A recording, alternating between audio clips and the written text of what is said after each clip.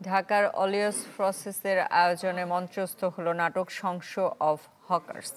ঢাকা রাস্তার হকারদের জীবনের গল্পের যে নাটকটি নির্দেশনা দিয়েছেন আন্তর্জাতিকভাবে প্রশংসিত নির্মাতা জাজি আয়ুন। থিয়েটার, নৃত্য, পাপেট, ক্রাউনিং এবং অ্যাক্রোবেটিক্সের অনবদ্য সমন্বয়ে নির্মিত সংস অফ হকার্স নাটকটি দেখতে শুক্রবার রাজধানীর শিল্পকলা একাডেমিতে ভিড় করেন নাটকপ্রেমীরা।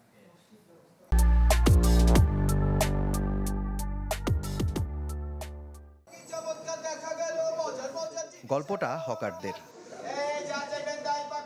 শহরের পথে পথে ঘুরে যারা বিক্রি করে বেড়ান নানা পণ্য তারা হকার। আর এই হকারদের গল্পই উঠে এলো সংস অফ হকার্স নাটকে। ছুটির দিন সন্ধ্যায় জাজি আয়ুনের নির্দেশনায় বাংলাদেশ শিল্পকলা একাডেমির এক্সপেরিমেন্টাল হলে মঞ্চস্থ হয়েছে নাটকটি। শহরের রঙিন আর পরিশ্রমী মানুষদের পথ চলার গল্প দেখতে এদিন আয়োজনে এসেছিলেন অনেকেই। হাস্যরসের মাধ্যমে অনেক মজা ছিল, অনেক হেসেছি এবং অনেক ইনফরমেশন ছিল, খুব ভালো লেগেছে। খুবই ভালো লেগেছে। এই মুহূর্তে একটা মজাদার একটা নাটক, যেটার মধ্যে যোগ ছিল, বাস্তবতা ছিল। আলিয়াস প্রসেসের আয়োজন করা নাটকগুলো খুব সুন্দর হয়, তো ওইখান থেকেও আসলে একটা ইন্সপিরেশন কাজ করে যাচ্ছে, দেখি কেমন হয়।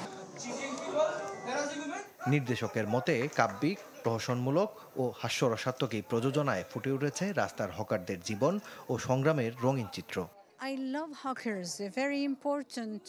আমি হকারদের অনেক পছন্দ করি। আমাদের সমাজে তারা না থাকলেও বাংলাদেশ, ভারত ও এশিয়ার নানা অঞ্চলে তাদের দেখা মিলে। তারা জনগণের সাথে একটা বন্ধন তৈরি করে, একই সাথে কম মূল্যে ভালো পণ্য সরবরাহ করে। তাদের জীবনটা বেশ বৈচিত্র্যময়।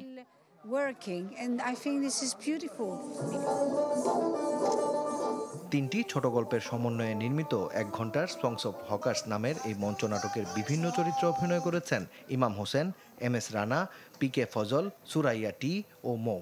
শিল্পকলা একাডেমিতে মঞ্চস্থ হওয়া এই নাটকটি ছিল সকলের জন্য উন্মুক্ত। মাকসুদুল হক ইমু, চ্যানেল 24, ঢাকা।